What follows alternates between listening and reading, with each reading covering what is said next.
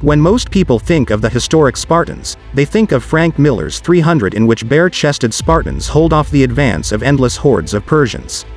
While the historicity of the Spartans of Miller's imagination has many flaws, one thing is certain about the Spartans: they were outstanding warriors. There are many examples today of Spartan training methods, or at least methods inspired by the Spartans of antiquity. The truth of the matter is that their entire society was geared to create skilled warriors. Spartan life was entirely different than anything in existence today, and is a subject that entices the historical curiosity of armchair warriors to Ironman triathletes. This is Kuya Nin's Amazing Stories, The Way of Ancient Sparta.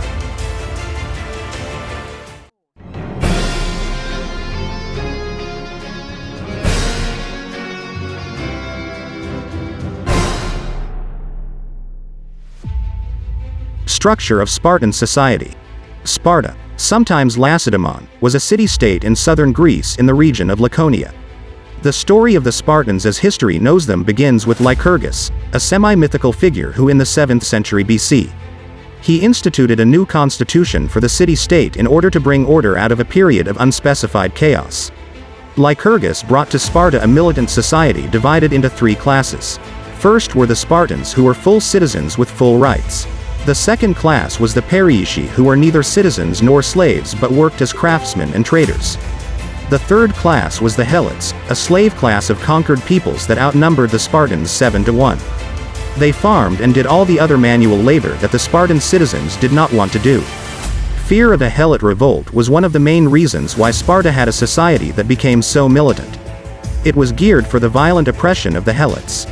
The basis of the new constitution was summed up best by the ancient Greek writer, Xenophon, who noted, "Lycurgus made it clear that happiness was the reward of the brave, misery the reward of cowards." The Spartan system would endure for centuries and drew admiration from many other Greek city-states. The agoge. All Spartan males were born to be warriors. At birth, infants were inspected by Spartan elders. If the baby was considered unfit, he was abandoned to die from exposure to the elements unless rescued by strangers. Only males were citizens of Sparta and trained as professional soldiers. In order to become a citizen, one had to pass through a course of a state-run education system called the agoge. Boys were separated from their families and at age 7 and entered into an agalai, or herd, which was headed by an older man. They were trained to give loyalty to the state in their communal mess halls over family, and were incessantly trained to be warriors. There were 3 age groups to the agoge system. The paids was the first group for boys between the ages of 7 to puberty. After puberty, boys joined the paidoskoi up to the age of 20, and then from ages 20 to roughly 30 were in the hebentes. Training days. In the paids, boys would take part in intense athletic training and choral dance while being taught how to obey, be austere, and endure suffering. They participated in mock battles against older boys, and they often went barefoot and slept on reed beds. After age 12, the city-state issued 1 red cloak to them per year, which they would wear in all weather conditions as a sign of their toughness. Boys were kept on tight rations, but at the same time encouraged to steal food in order to develop their skills. If they were caught, however, they were severely flogged. Hazing was common and encouraged, again to improve a boy's toughness.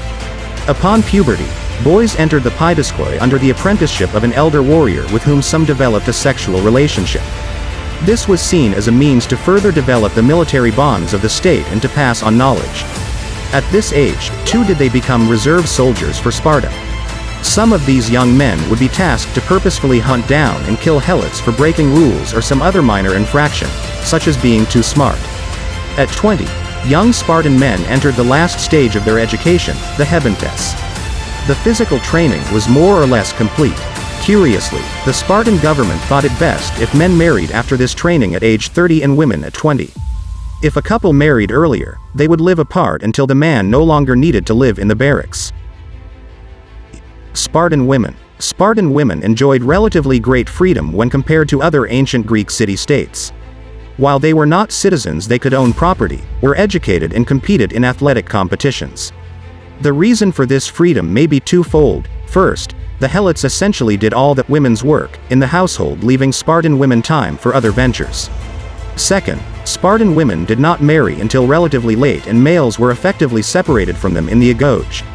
Thus, they did not have as much intense male presence over them as might be in other Greek city-states. Sparta's finest hour.